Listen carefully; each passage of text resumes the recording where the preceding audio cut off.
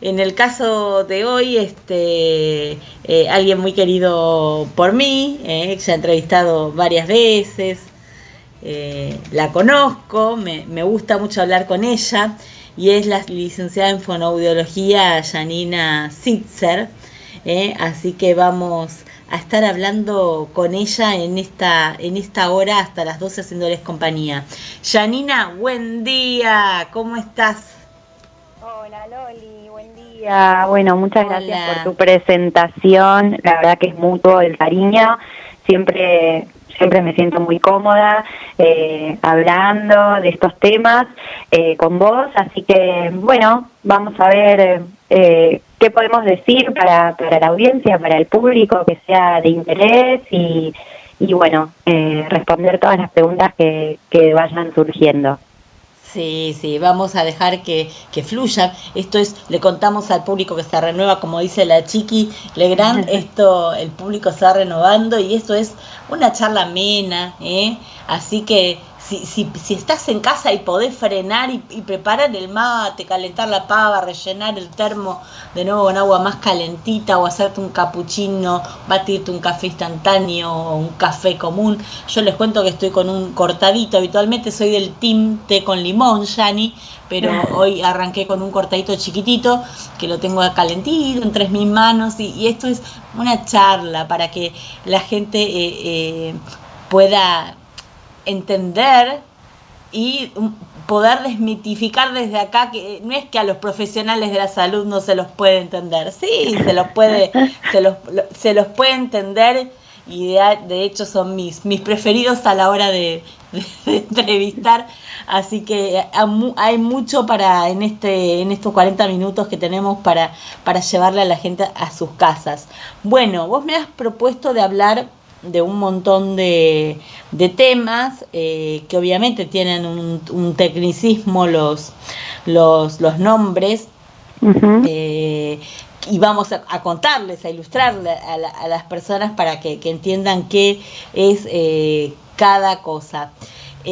Primero contarle a la gente, bueno, que sos fonoaudióloga y que hay algo en el que te especializás dentro de la fonoaudiología, que de eso también vamos a estar primeramente hablando, ¿no?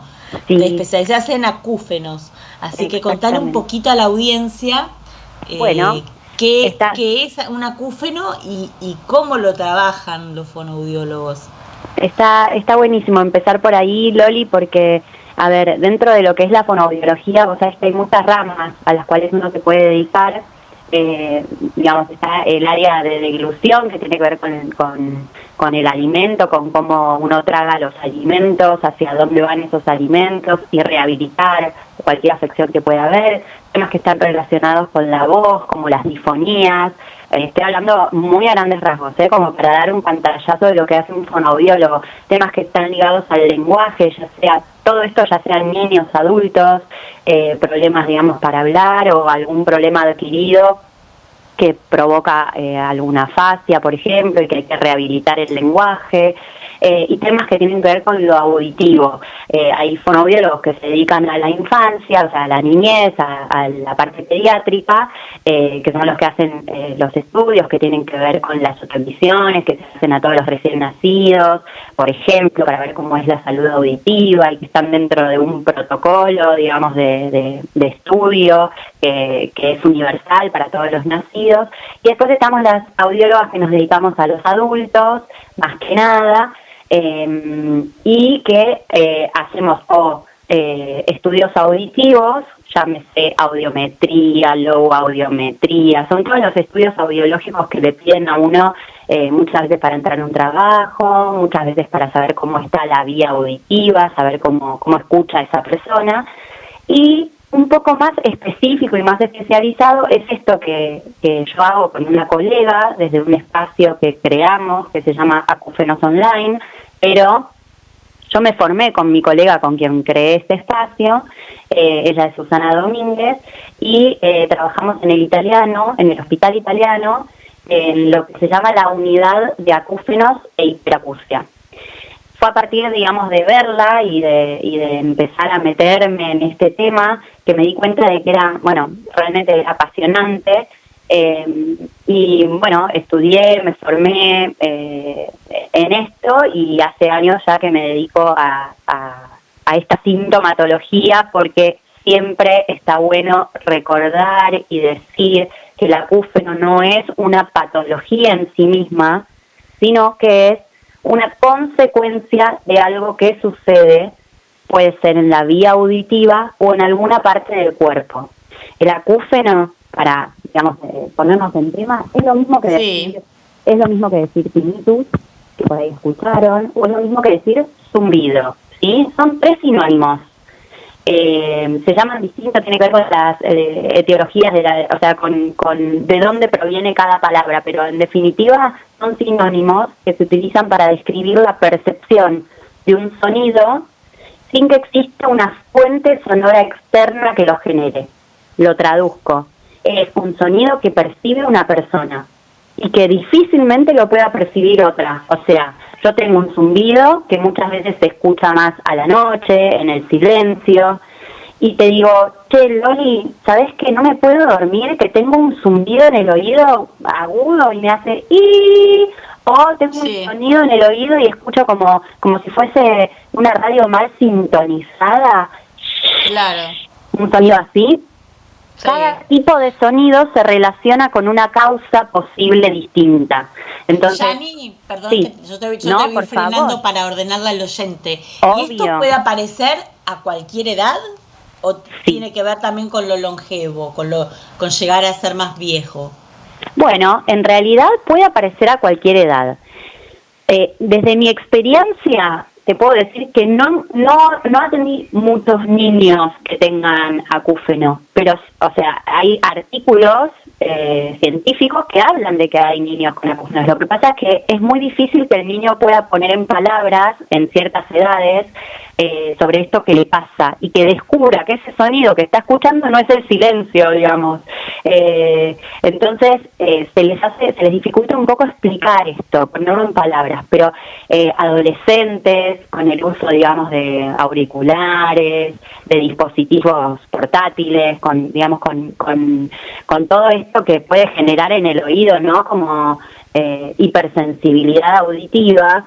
Y como vos bien decís, sobre todo en edades, digamos, avanzadas, adultos mayores, que tiene que ver con la pérdida, o sea, en el cuerpo van sucediendo cosas con el paso del tiempo y así como suceden en el cuerpo, suceden a nivel auditivo. Entonces las células del oído sufren un desgaste fisiológico normal, que es esperable, ¿sí?, con el paso del tiempo.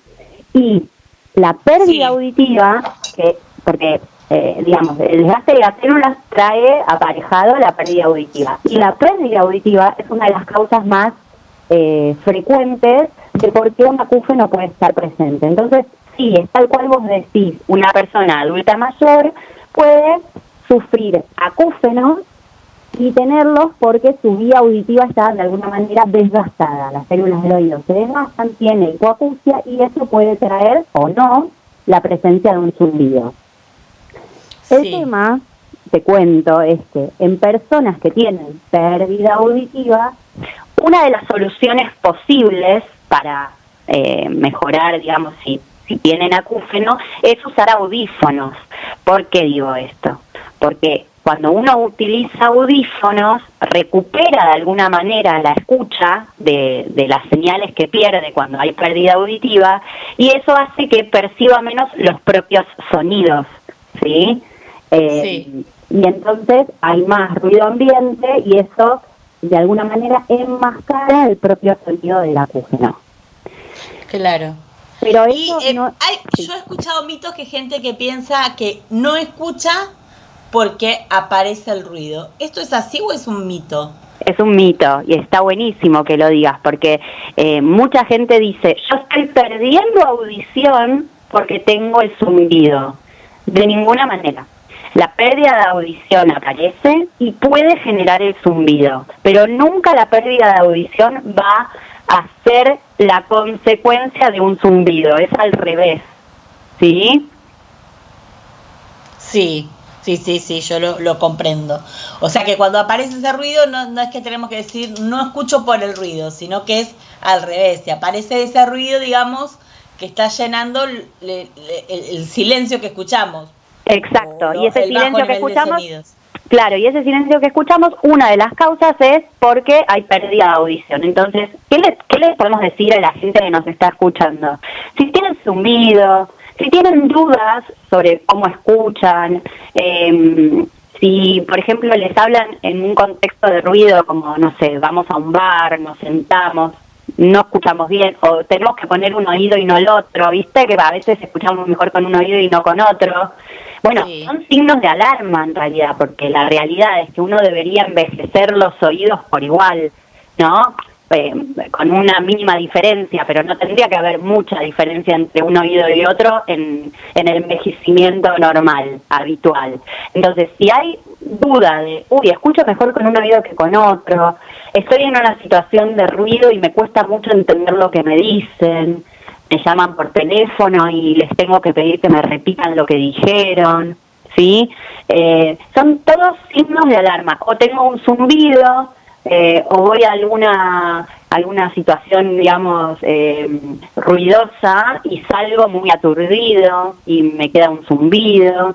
Bueno, son todos signos de alarma que me dicen a mí, hace una consulta con el otorrino, que te vea los oídos, que te revise, que te haga una otoscopía, que te pida los estudios audiológicos.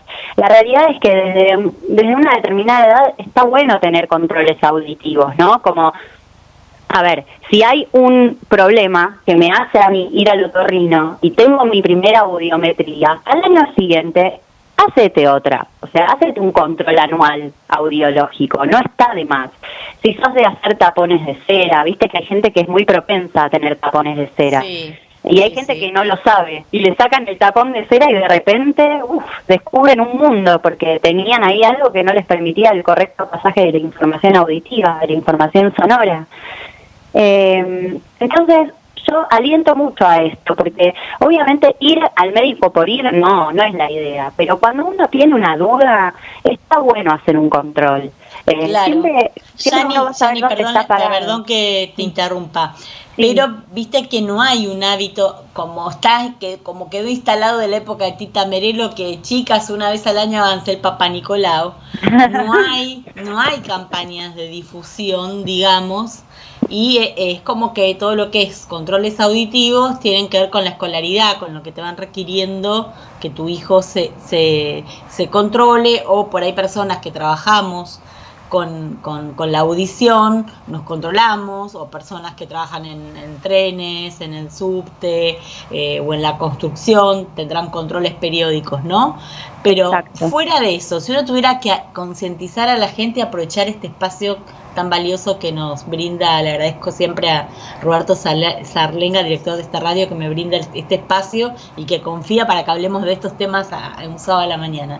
Si tuviéramos que armar como un calendario, en vez de vacunación, un calendario de controles auditivos, ¿no? De salud auditiva. Así, a grandes rasgos. Bueno, cuando sos chiquito, por ley te controlan, que es como si fuera un termómetro digital. Ahí nacés y te controlan. Sí, eso es en el ámbito privado como en el público, ¿verdad? Exacto, sí. Después, o sea, programa de detección auditiva, screening universal, se hace al nacimiento, ¿sí? Si te da bien, espectacular. Si no te da bien el screening, tenés que hacer un seguimiento, no es que da lo mismo, porque ese niño puede tener una dificultad en el lenguaje a futuro.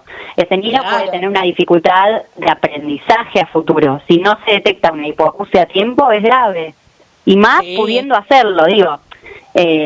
Teniendo las herramientas para hacerlo, es importante como que los padres, bueno, hagan los seguimientos oportunos. Pero está buena esta línea del tiempo que me propones, pensarla, decir, bueno, a ver, nace un niño, se hace el primer control auditivo que va a depender 100% de los padres. Después, pensemos que estos controles en nuestro país, yo creo que datan de 25 años como mucho, como obligatorios, no creo que lleguen a las 3 décadas. Antes no eran obligatorios al nacer, ahora gracias a Dios son obligatorios, entonces ya el papá tiene una noción.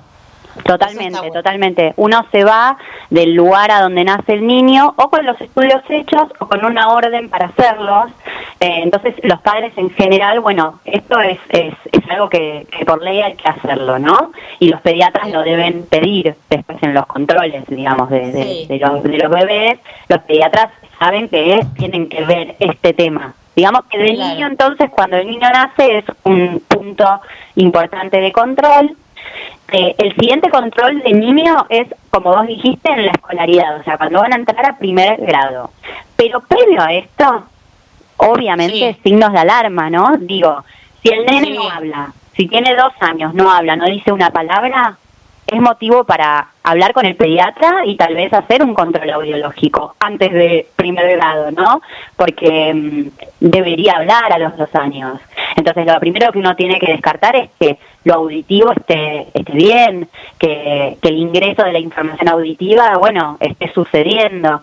Y para eso hay que hacer estudios. Para eso un otorrino tiene que evaluar y derivar a hacerse los estudios pertinentes. Que no es lo mismo los estudios que se le hace a un niño que los que se les hace después a un adulto.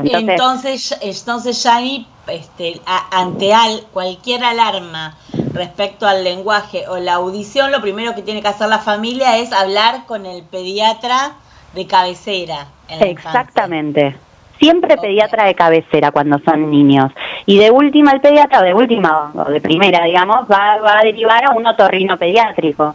Y es el otorrino pediátrico el que va a revisar esos oídos y a derivar a las distintas evaluaciones que haya que hacer. Dependiendo de la edad, el tipo de evaluación que se realiza. No es lo mismo en un bebé, que se pueden hacer estudios, y hay estudios para hacer, muy importantes, pero no es lo mismo que un nene de 3 años, que un nene de 4 años. Se condicionan distinto. Entonces, bueno, esto lo va a guiar un pediatra y un otorrino. ¿Sí? Sí. Pero después, digamos, de primer grado, cuando se hace esto en el ingreso escolar, digamos, hay mucho tiempo hasta que por ahí uno tiene la primera dificultad auditiva, ¿no? O sea, pueden pasar años, te estoy hablando 20 años, no sé, recién a los 40 que tengas la sensación de que escuchas menos, ¿sí? Claro.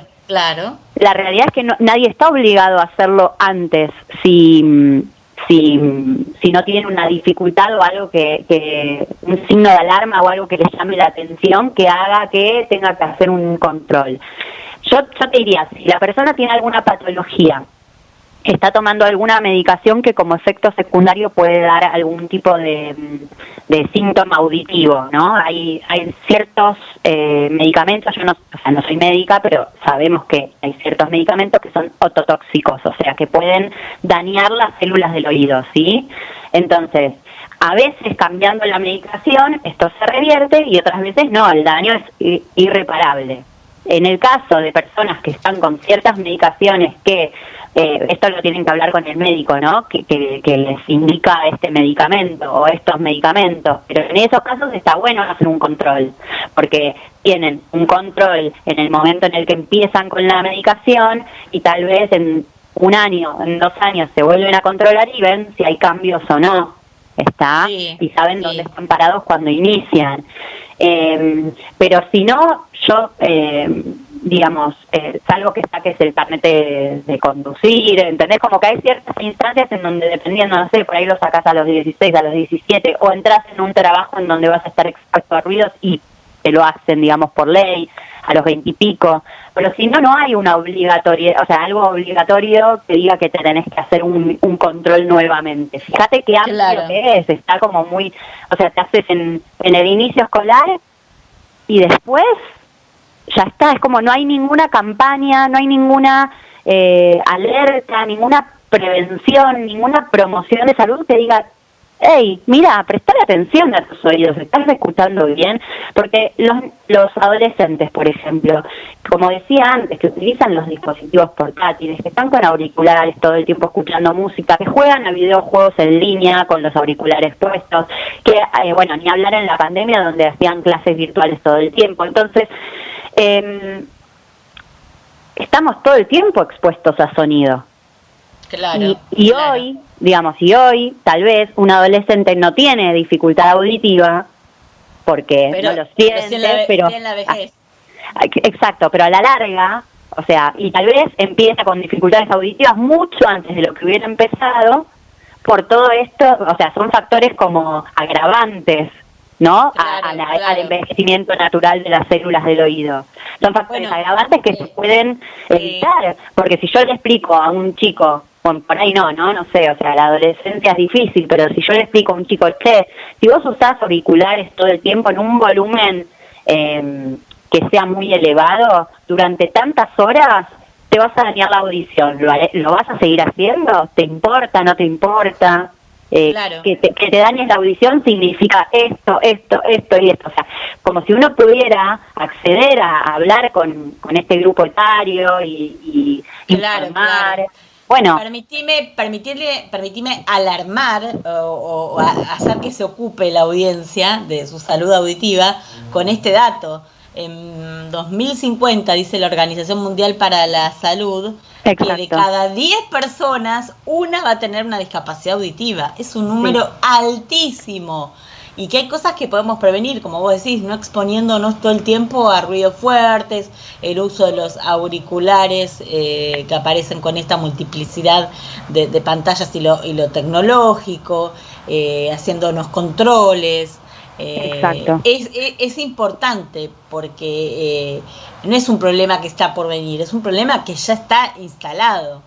Totalmente. Y que no vemos campañas, porque uno prende la televisión o en la publicidad que te aparece en YouTube o en Instagram, Facebook, en ningún lado dice controla tu salud auditiva, ¿no es cierto? Hay muy poca difusión. ¿A qué se lo atribuís eso? Mira, es un tema de salud pública y no sé, o sea, realmente es difícil de responder por qué no hay campañas que apunten a difundir sobre esta temática que es súper importante. Nuestros oídos son los mismos oídos que los tenemos desde que nacemos, toda la vida. Las células del oído, por lo menos hasta ahora, digamos, no hay ninguna medicación que haga que se recuperen.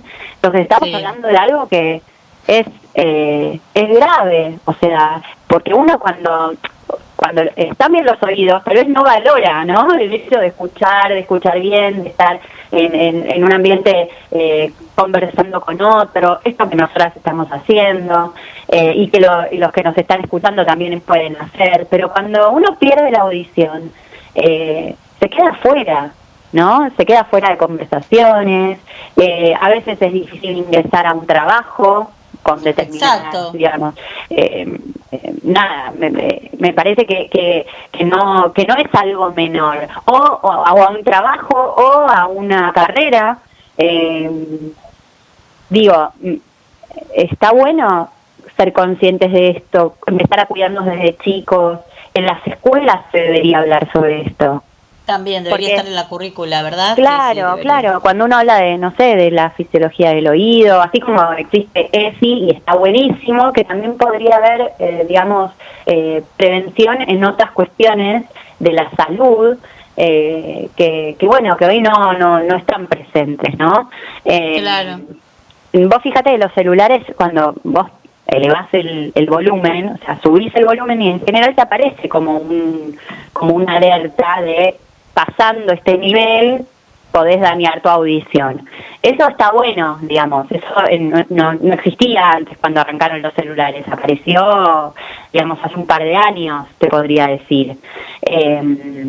Pero tampoco marca el nivel, o sea, no es que dice son 70 decibeles, esto te va a dañar la audición, ¿entendés? Es como una... Claro.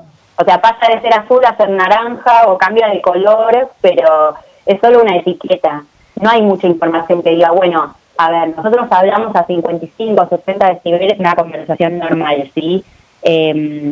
Si yo estoy expuesto a sonidos mayores a 85 decibeles, no sé, los señores que están arreglando la calle, ¿sí? O algún recital, por supuesto que son sonidos mucho más elevados, durante una cantidad de tiempo, porque lo importante acá es el tiempo también de exposición, o sea, son dos variables que se miden, la intensidad a la cual uno se expone y el tiempo, ¿no? Entonces... Sí. También la contaminación auditivo-ambiental, diría yo, no sé si es el término correcto. Yo, por ejemplo, vivo en un 9º piso, tengo la casa en silencio y me llega todo el tiempo ruido de frenazos de camiones, colectivos, cuando pasan los bomberos, la policía, ¿no? Los que vivimos en Capital, Sí. sentís todo el tráfico, hasta el ruido de la cinta asfáltica cuando frena un auto, y todo eso está como cada vez más exacerbado, ¿no? Cada vez hay como más ruido Totalmente. en el ambiente. Mira, pasan dos cosas. Uno es esto que vos decís, que el ruido ambiente es terrible cuando vas caminando por la calle, están arreglando la calle, vos pasás por el lado, un sonido, hay construcciones por todos lados. Ay, tengo una al Camiones. lado, no te puedo explicar, te voy a tener que hacer una consulta cuando termine la Sí, construcción. sí, hay una ley de contaminación acústica, pero la verdad es que No, si no bien... sabía, interesante. Sí, es la ley, lo tengo acá anotado, número 1540, es la ley de Ah, contaminación acústica. un día vamos a hablar de eso, ¿eh? Otro día te voy a invitar para hablar de eso porque me interesa. Sí, sí, por ahí habría que hablar, digamos, con alguien que sepa bien de leyes, pero la idea de esta ley es prevenir, controlar y, digamos, corregir la contaminación acústica que tanto afecta a las personas, ¿entendés? Y así como al medio ambiente, pero yo no sé cuánto se cumple. Y hasta ahí llego, digamos, porque es muy difícil. Yo camino por Yo la calle y digo, tendría la realmente, sensación de que no se cumple. Acá en claro. Capital Federal no se cumple. Eh, Y y viste, vamos Loli, a... que yo te decía, perdón, te digo Sí. esto para cerrar la idea, yo te decía, son dos cosas. Uno es esto que vos decís, la contaminación acústica. Y lo segundo es que las mismas personas que trabajan contaminando el ambiente acústicamente tampoco se protegen.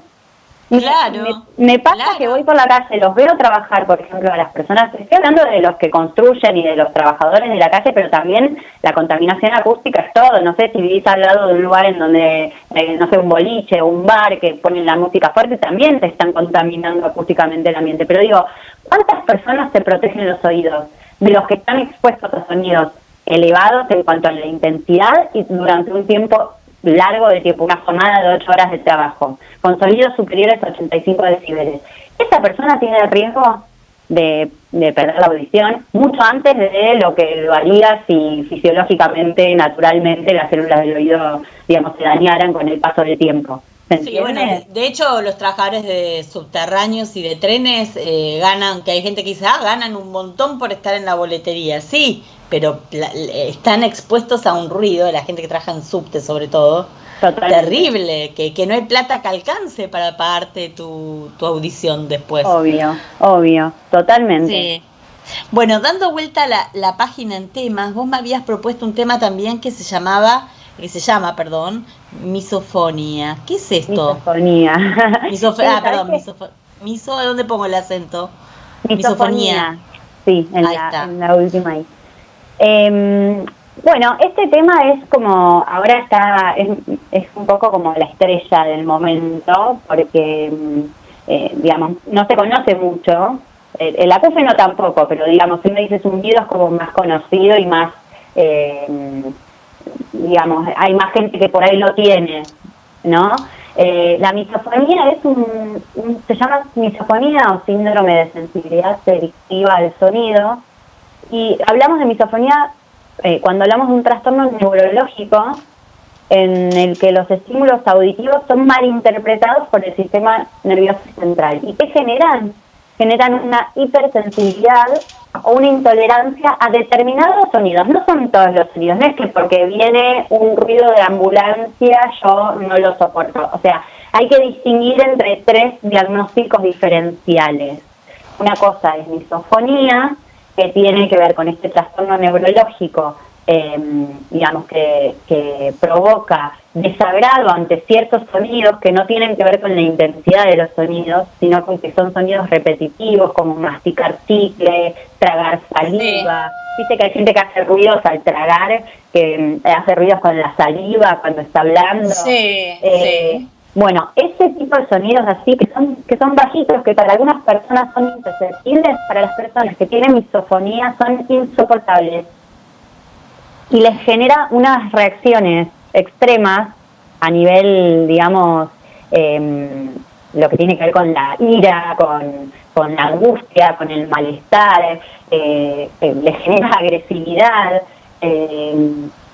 Bueno, distintas emociones que son bastante negativas, que en general son con ese tipo de sonidos, no con todos los sonidos del ambiente.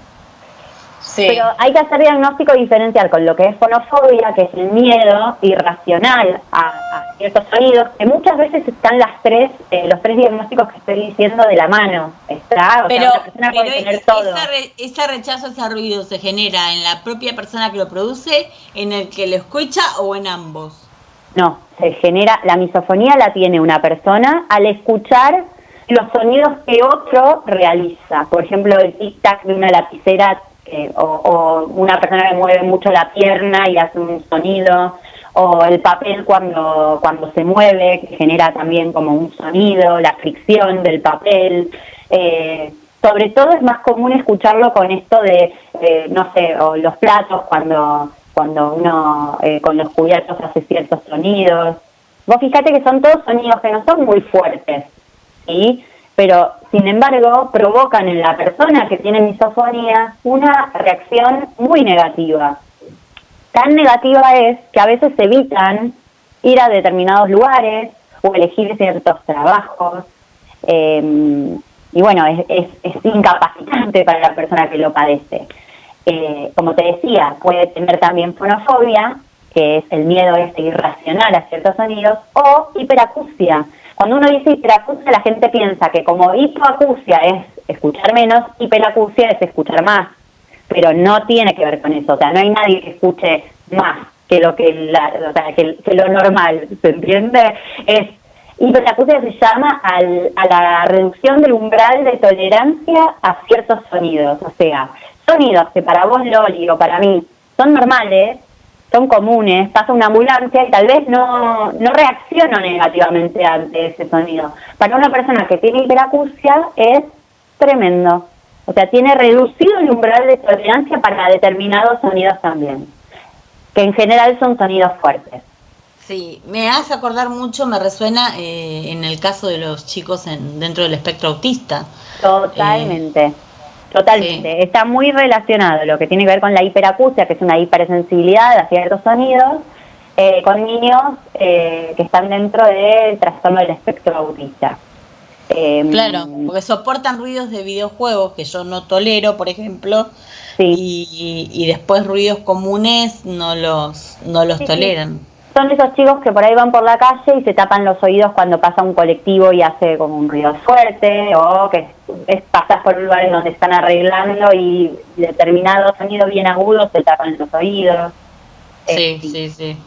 Pero la misofonía ahora está, digamos, en tema, porque hace poquito salió una actriz, cantante, Natalia Oreiro, a hablar sobre la misofonía, que ella tiene desde chica.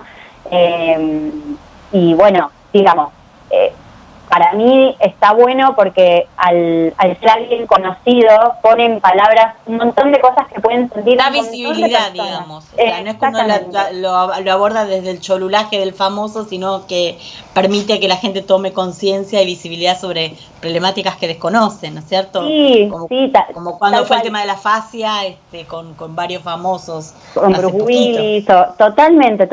Yo creo que está bueno decir esto, que a uno no lo hace desde el cholulaje, por supuesto que no, porque también es una persona que está sufriendo y que le pasa algo en relación a esto. Uno desearía que nadie tenga ninguna afección y que estén todos bien, pero está bueno porque ella, a partir de que sale a hablar, genera contenido, información, y hace que un montón de gente que padece lo mismo diga, bueno, lo que tengo, digamos, primero lo puedo salir a decir, no tengo que tener vergüenza, puedo hablar de estos temas con otras personas. Al salir notas sobre este tema hay mucha gente que entiende más entonces lo que le pasa. Claro. Encuentra más lugares y gente que se dedique a esto. Y bueno, me parece que darle visibilidad a estos temas, así como lo estamos haciendo nosotras acá en este espacio, que te súper agradezco, también que salga gente que es conocida a hablar de estos temas, bueno, hace que tenga más llegada a todos, ¿no? Claro. ¿Sabes que ha volado el tiempo? 45 minutos de la hora 11. Hemos hablado 40 minutos, un montón. Le contamos a los oyentes que en Agenoy, en la página en donde están todos los audios, va a quedar registro de esto en todas mis redes sociales, seguramente también aquí la licenciada lo publique, y también en unos días en YouTube a modo de podcast, a tu salud. Esta entrevista se convierte en un podcast también y va a estar viralizada, o sea que si enganchaste y sintonizaste por la mitad o te gustaría que lo escuche un familiar, un amigo que sabes que anda con estas temáticas, le avisás y a través de María Elena Belotti, Loli Belotti, Agenoy Radio, o tus redes, que ahora te las voy a pedir, pueden volver a escuchar la entrevista. Esto es algo que nos facilita la tecnología, ¿verdad? Dejanos todas tus redes sociales por si alguien quiere consultar. Dale, nosotros tenemos, el espacio de Instagram, que es Acúfenos Online. Ahí nos pueden escribir, contestamos, o sea, estamos atentas al Instagram. También tenemos una página de Facebook, que también se llama Acúfenos Online. También nos escriben ahí. Y después, desde el Instagram, también pueden acceder a un celular, como para escribirnos de manera directa si quisieran. Y tenemos el mail, que es acufenosonline@gmail.com. Decirle por WhatsApp, ahora, si querés, por ahora, ¿qué cosa? Si querés decir WhatsApp, decilo, digo, no hay ningún problema. La verdad no lo tengo a mano. Bueno, pero la red debe estar puesta. Sí, desde Instagram entran. Por Acúfenos. Y si no, se contactan conmigo y yo paso los datos. Ahí está, te agradezco muchísimo, Yani, el espacio. Pasó volando, súper agradable la charla. Esperemos de haber sido compañía para mucha gente. A mí me acompañaste acá con mi cortadito, con mi cafecito, y esperemos que también hayamos, y con que una persona, como siempre digo yo, con que una persona haya escuchado esto y lo motive a ir al hospital, porque en los hospitales públicos se pueden atender todas estas cuestiones que hablamos, o si tiene cobertura, vaya con su cobertura médica y se trate y empieza a pensar en su salud auditiva. Esta periodista se da por servida, si despertamos el bichito ahí, aunque sea en una persona. Así que yo, Yani, te agradezco muchísimo el contacto con Agenoy en esta mañana. Muchas gracias a vos por el espacio, Loli. En serio, un amor. Muchas gracias. Por favor, un placer enorme.